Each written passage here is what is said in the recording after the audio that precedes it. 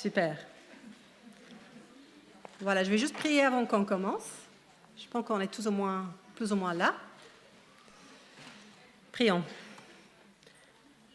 Notre Père, nous te remercions pour ta parole. Nous te remercions que ça touche à chaque élément de nos vies, que même les choses difficiles et souffrantes pour nous, y sont concernées. Je te prie, Seigneur, que tu nous donnes la sagesse et la puissance d'aller en avant avec toi. Au nom de Jésus. Amen. Bon, juste pour me présenter, pour que vous me connaissiez un tout petit peu plus, je m'appelle Éléonore. Je suis anglaise d'origine, mais ça fait, je crois, 14 ans que j'habite en Belgique avec mon mari belge et mes 3 petits Belges. Il est pasteur de l'église de Bruxelles-Centre, à rue du Moniteur. Alors, c'est là qu'on travaille. Je suis prof d'anglais aussi, alors voilà, c'est un peu de moi. Super. Alors ici, oui? Oui, ici. Et vous qui venez d'arriver, il y a des petits feuillets ici. Merci, chérie. Alors, l'anxiété. Notre question d'aujourd'hui, c'est que faire face à l'anxiété? Les mains glacées, le sommeil perturbé, l'estomac qui retourne, les pensées qui reviennent 100 fois sur le même thème, des crises de panique. Je pense qu'on reconnaît tous ces symptômes d'anxiété, d'angoisse, d'inquiétude. Et peut-être c'est occasionnel, un peu léger, peut-être c'est plus régulier, peut-être c'est même quelque chose qui gouverne nos vies, quelque chose qui touche notre paix.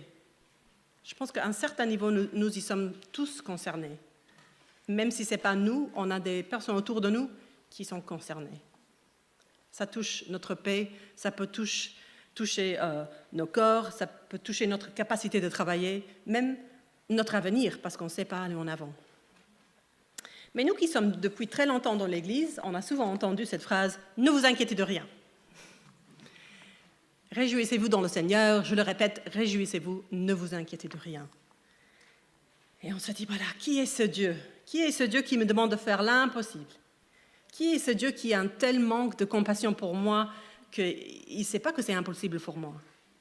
Et j'ai beau essayer, mais je n'arrive pas. C'est juste pas possible. Alors aujourd'hui, j'aimerais regarder ces questions et certaines d'autres avec vous en tant que des filles de Jésus, les enfants de Dieu qui nous aiment. Alors d'abord, une petite clarification. Qu'est-ce que c'est l'anxiété? J'espère que vous savez voir ça. Avec votre partenaire, la personne à côté de vous, j'aimerais que vous voyiez un peu la différence entre ces deux attitudes. Premièrement, je sais que dans ma ville, il y a des gens qui peuvent venir cambrioler ma maison. Donc, chaque soir, je ferme ma maison à clé. Deuxièmement, je sais que dans ma ville, il y a des gens qui peuvent venir cambrioler ma maison. Donc, avant d'aller au lit, je vérifie 3 fois que les portes sont fermées à clé. Je me réveille à chaque bruit, croyant que c'est quelqu'un qui essaie de rentrer chez moi, etc., etc. Je vous donne 1 minute avec votre partenaire. Quelle est la différence entre ces deux attitudes? OK, minute terminée. On va avoir plus de temps après pour discuter, mais on ne veut pas tout prendre maintenant. Alors, la différence entre ces deux attitudes, c'est en fait que d'un côté, il y a des bons soucis et d'autre côté, il y a des préoccupations excessives. Alors, c'est vrai qu'il y a des bons soucis qui sont là pour nous protéger, n'est-ce pas? Dieu nous a donné une conscience du monde pour qu'on prenne des précautions. On travaille pour avoir assez d'argent pour manger. On épargne pour pouvoir payer des frais médicaux. Ce sont des préoccupations qui soucient des actions sages et des prières confiantes. Je vais juste vous dire que les citations sont tous ici sur le petit flyer. Alors, ils sont là. Ça vient de ce monsieur-là, qui est super. Et je pense que malheureusement, tous les livres sont déjà partis. Mais vous pouvez venir prendre le nom si vous voulez. Alors, ce n'est pas un péché de se soucier des personnes qui nous sont proches, qui nous sont chères. Se demander comment va ma maman, comment mon ado va rentrer le soir. C'est une bonne chose. C'est aussi une bonne chose de vouloir un métier qui honore Dieu, de vouloir un mari qui est fidèle et chrétien. Ce sont des bonnes choses. Mais ce sont des bonnes choses qui peuvent vite tourner mal quand on les cherche à tout prix. Et là, on revient au deuxième point, là, que l'anxiété est une préoccupation excessive. Quand la préoccupation pour quelque chose devient excessive, ça devient l'inquiétude, l'angoisse, qui est à la base, en fait, la crainte. Un autre auteur a dit ceci, la crainte, que ce soit un malaise léger ou la terreur abjecte, a un simple message. Quelque chose qui a de la valeur à tes yeux est menacé. Quelque chose de mauvais peut arriver à quelque chose auquel tu tiens. Et c'est à ce point-là que ça commence à envahir notre sommeil, envahir d'autres parties de la vie, même se manifester dans nos corps. Et parfois, nous sommes déconcentrés au point de ne pas savoir avancer ou prendre le prochain pas. Et c'est là que cette crainte montre que l'anxiété a toujours une fondation spirituelle. C'est question de ce que nous aimons vraiment. Nous nous souvenons de Matthieu, chapitre 6, verset 21. En effet, là où est ton trésor, là aussi sera ton cœur. Et ce qu'on craigne perdre, ou ce qu'on craigne jamais avoir, montre où est notre trésor, c'est-à-dire notre cœur. Parce qu'en réalité, l'anxiété cache une bataille spirituelle. Le diable veut qu'on aime quelque chose plus qu'on aime Dieu. Et pour le réaliser, pour que le diable réalise cet objectif, il nous alimente avec un faux Dieu, en fait. Il nous fait croire que Dieu ne me comprend pas, Dieu ne m'aime pas, Dieu ne veut pas que je sois heureuse. Il m'alimente avec ses mensonges. Et si nous le croyons, nous avons oublié le vrai caractère de notre Dieu. Et c'est en fait le même péché qu'Adam et Ève, si on se rend compte. Je pense que c'est très difficile à entendre ça quand on est dans un état d'angoisse. On est fragile, on est inquiète, et puis je dis, il y a un fond spirituel. C'est comme ajouter une couche de culpabilité. Mais en fait, on va venir à ça tout à l'heure, mais si on veut s'en sortir, il faut qu'on trouve les racines à un problème, n'est-ce pas? C'est vrai qu'il y a des cas où quand les médicaments sont utiles. Et si c'est le cas, il faut bien suivre un médecin de confiance et bien suivre ses conseils. Mais en fait, les médicaments ne résolvent pas les racines du problème.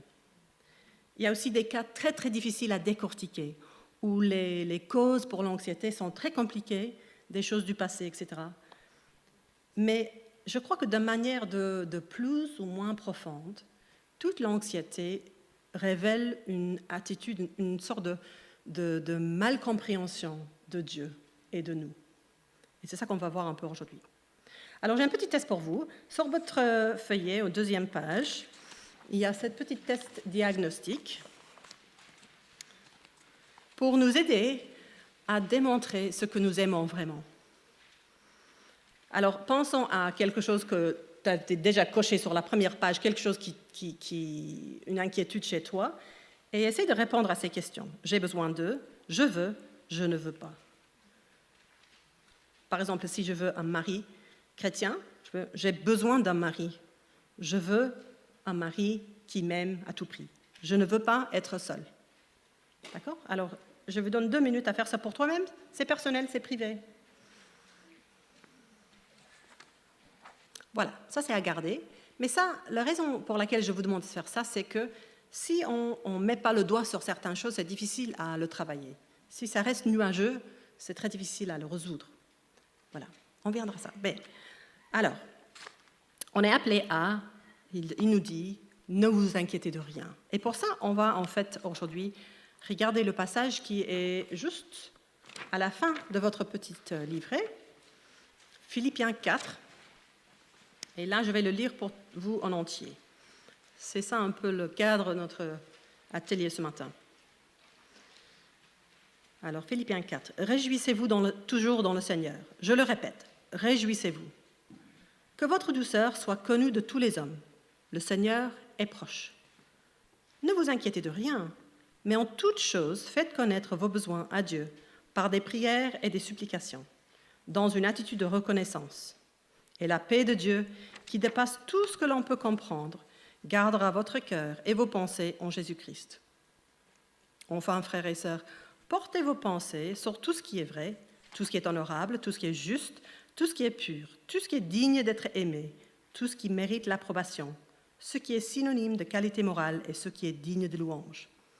Ce que vous avez appris, reçu et entendu de moi, et ce que vous avez vu en moi, mettez-le en pratique. Et le Dieu de la paix sera avec vous. Voilà, il nous dit, ne vous inquiétez de rien. Mais on peut se dire, oui, voilà, bon, j'aurais pas d'inquiétude si j'avais pas de soucis. Ce sera facile. Alors pourquoi pas s'inquiéter? C'est pas parce que la vie est facile. Ce n'est pas parce qu'il n'y a pas de quoi s'inquiéter. Et pour ça, j'aimerais que vous fassiez un peu de travail. Là, sur votre fiche, il y a 2 questions, les questions 2 et 3. J'aimerais qu'avec votre petit groupe, votre partenaire, vous regardez les 2 questions, les questions 2 et 3, sur le fiche, s'il vous plaît.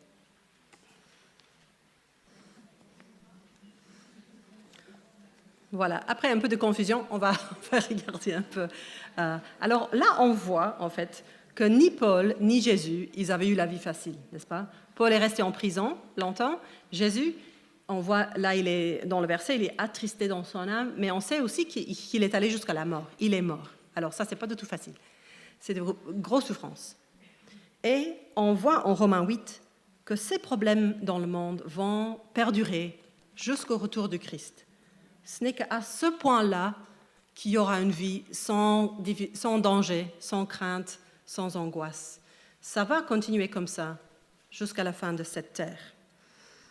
Alors, notre Père nous demande de ne pas s'inquiéter, pas parce qu'il va nous donner une vie facile, mais parce qu'il est là avec nous, et on va voir la suite. Il nous demande de ne pas inquiéter parce qu'il sait que la vie est difficile. Ce n'est pas comme un prof qui dit « Ah, non, fais pas ça !» C'est plutôt un père qui dit « Ne vous inquiétez pas, je suis là. » Ce n'est pas un ordre dans le sens qu'on peut le croire. Et deuxièmement, il nous demande de ne pas s'inquiéter parce que ça ne résout rien. L'angoisse ne résout rien. On connaît peut-être la femme Corrie ten Boom, une Irlandaise qui a vécu dans la Deuxième Guerre mondiale. Elle a caché les Juifs et en conséquence, elle est allée dans un camp de concentration et elle y a perdu presque toute sa famille. Alors, elle avait une vie très traumatique dans cette période. Elle avait de quoi craindre, n'est-ce pas? Par son expérience, elle pouvait bien craindre l'avenir. Mais elle dit ceci.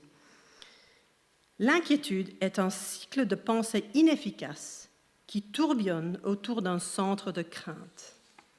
Alors, elle savait que l'inquiétude ne produit rien de bien. On s'inquiète, on obsède sur quelque chose, mais ça n'apaise jamais nos soucis. Et on se souvient de Matthieu 6, un autre texte qui parle beaucoup de l'inquiétude, qui dit « Qui de vous, par ses inquiétudes, peut ajouter un instant à la durée de ta vie ?» Alors les bons soucis nous mènent à bien travailler pour gagner nos vies, à aider nos enfants pour qu'ils réussissent, à mieux manger pour être en meilleure forme. Mais les inquiétudes ne nous apportent rien. Les heures passées à soucier « Oh, si je perds mon enfant à une maladie incurable », en fait, ça lui protège en rien de cette maladie, n'est-ce pas?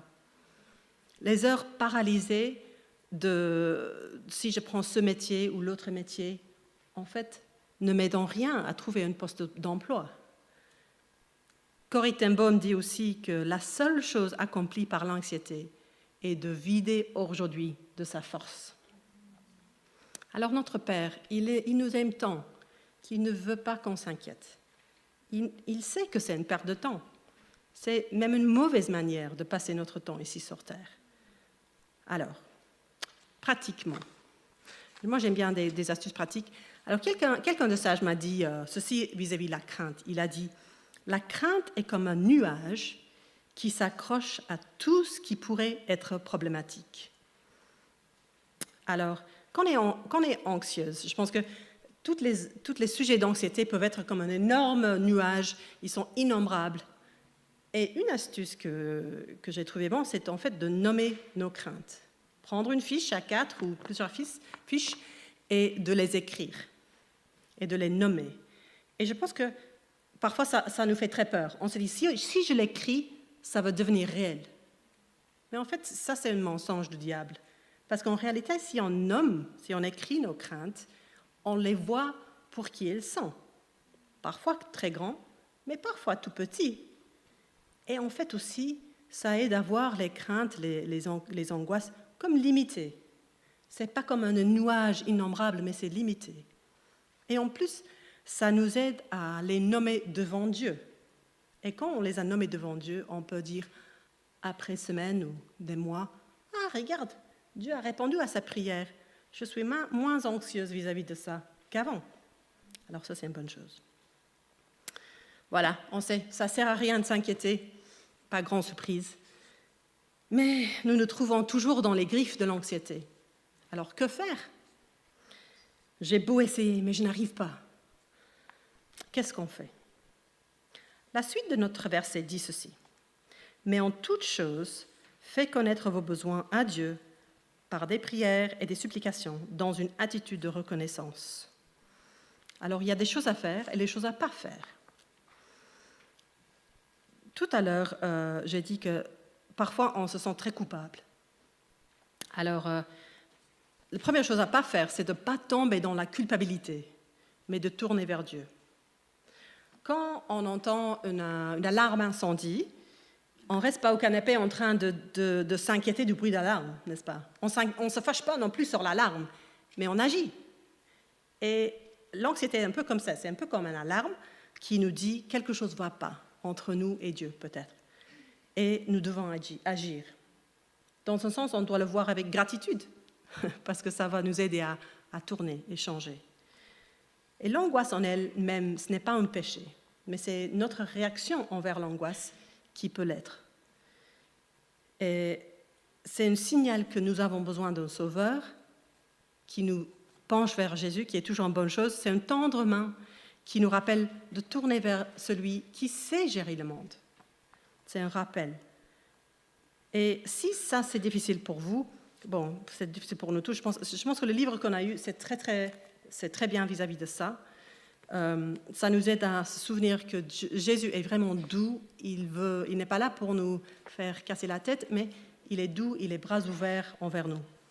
Et alors pratiquement, je tourne vers Jésus qui me pardonne. Peut-être je suis anxieuse parce que j'aime quelque chose de trop, ou peut-être j'ai juste besoin d'être assurée que je suis pardonnée. Je trouvais que dans le chant qu'on a chanté tout à l'heure, dans la première séance, c'était vraiment super qu'il a dit que la pleine mesure de mes torts sont anéantis par sa mort. Alors tout est couvert par lui. On va regarder une deuxième chose qu'on ne doit pas faire, parce que parfois on se dit, voilà, je suis paralysée, je me sens paralysée parce que je crains prendre la prochaine étape. Alors il ne faut pas ignorer la réalité, mais aussi tourner vers Dieu. Ça dépend un peu du caractère, mais certains sont tentés à remettre à demain tout ce qui est difficile, et d'autres sont tentés à beaucoup travailler pour ne pas penser à ces choses-là. Si vous êtes tenté de remettre à demain les choses, souvenez-vous que Dieu veut qu'on fasse des pas en avant avec lui. Il n'est pas là juste pour qu'on attend passivement qu'il agisse sans nous, qu'il prenne cette décision que moi je trouve tellement difficile à prendre. Il veut qu'on prenne des petits pas en avant, mais dans sa force.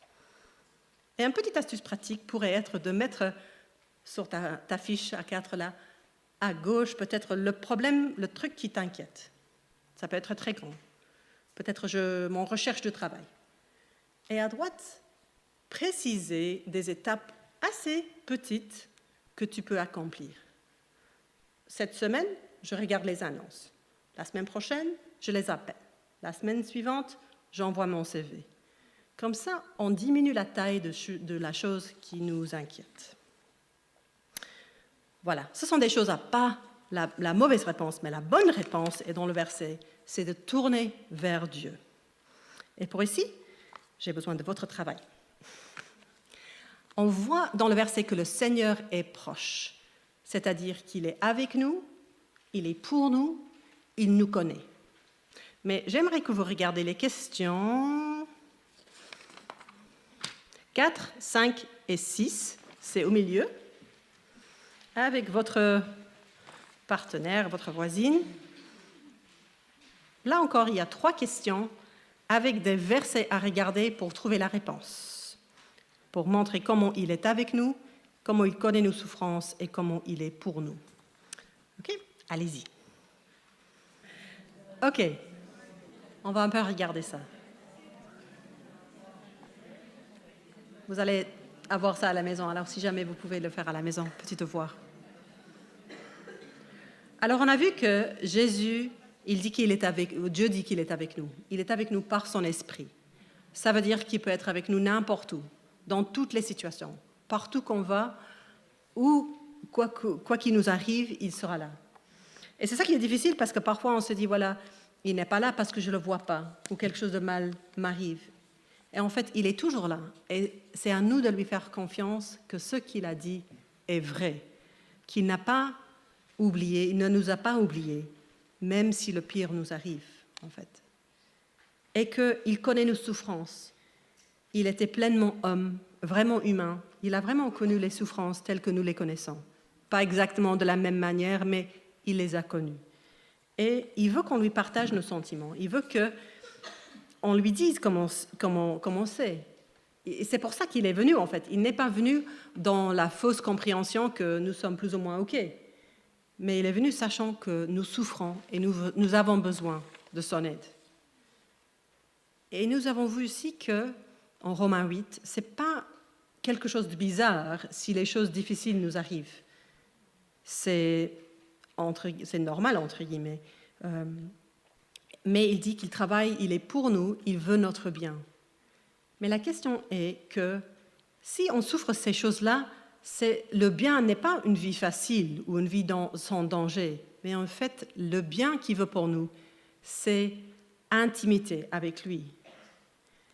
Et ce qui est difficile, c'est de comprendre et croire que ça, c'est la chose qu'il veut le plus pour nous, c'est une intimité avec lui. Et s'il le doit, il nous arrachera toutes choses pour qu'on ait le meilleur, c'est-à-dire une intimité avec lui. Alors on craint perdre certaines choses, mais peut-être Dieu va nous les enlever pour quelque chose de meilleur, c'est-à-dire une intimité avec lui. Il n'est pas venu pour nous donner une vie facile ou sans danger, mais une vie avec lui. Dans le même verset, on lit qu'on vient à lui avec tout, c'est-à-dire tout. Tout inclut tout. Il n'y a pas des choses qui ne sont pas incluses dans cette tout. Mais il demande aussi qu'on le fasse dans une attitude de reconnaissance. Ce n'est pas l'émotion la plus normale quand on est inquiète, il faut admettre. En fait, l'anxiété chasse la reconnaissance et la gratitude. Quand on est prise dans l'angoisse, on voit tout en noir. Il n'y a pas de bonne chose pour laquelle être reconnaissante. Alors pourquoi il nous demande d'être reconnaissante ? Et je pense que d'abord, c'est parce qu'il le mérite. Il a fait énormément pour nous. Et dans un instant, on va regarder certaines promesses de Dieu. Et vous pouvez les utiliser aussi comme des sources de remerciement. Parce qu'il y a en Dieu de quoi lui remercier toute notre vie, même si nous avons une vie très difficile aux yeux du monde. Il faut le chercher. Et plus, comme Dieu veut toujours les choses pour notre bien aussi, plus on cherche des sujets de remerciement, de reconnaissance, plus on les voit. Et plus on les voit, plus on cultive cette attitude de gratitude. Et plus on accroche à ces choses pour lesquelles on est reconnaissante, moins on voit les choses qui vont mal ou qui pourraient aller mal.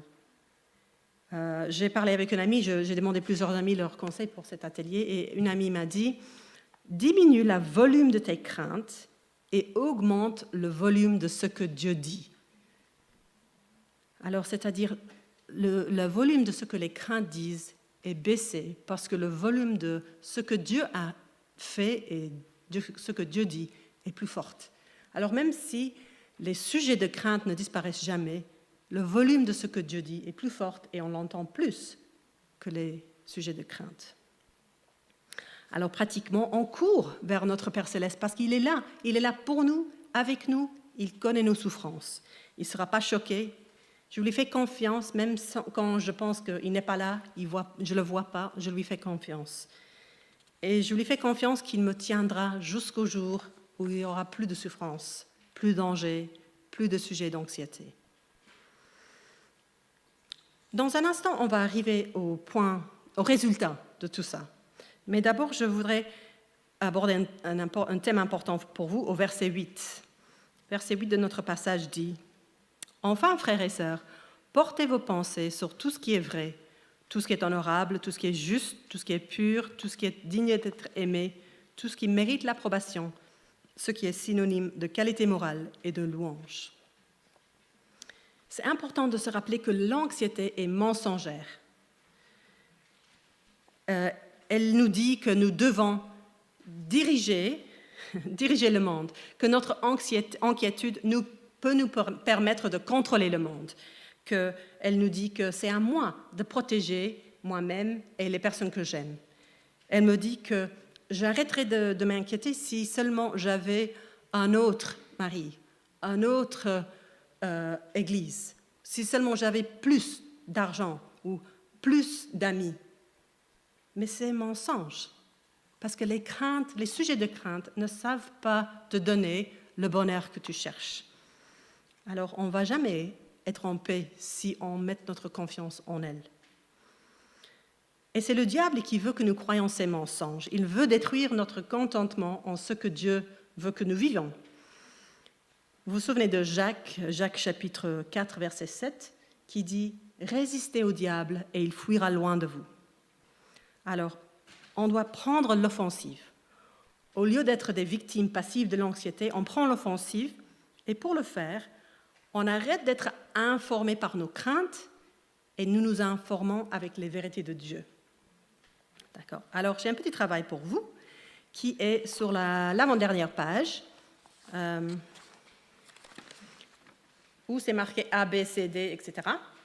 Là, il y a plusieurs mensonges qu'on peut être tenté de croire quand on est angoissé. Et il y a des versets bibliques avec les vérités de Dieu qui peuvent contrer ces mensonges. Alors, par exemple, si on prend le mensonge, tout à l'heure on a vu ça, « Personne ne me comprend pas, je suis seul, Dieu ne me comprend pas ». On contre ça avec la vérité, il est avec nous, il est pour nous, il me connaît. D'accord ? Alors ici, on a plusieurs mensonges qui touchent à des sujets différents. Et avec votre petit groupe, j'aimerais que vous en choisissiez une ou deux, on verra combien de temps on a, que vous lisiez, ce n'est pas important laquelle que vous prenez, vous lisiez le mensonge, vous lisez les versets, et vous essayez d'écrire une phrase qui résume un peu la vérité avec laquelle vous pouvez combattre ces mensonges. D'accord ? Allez-y.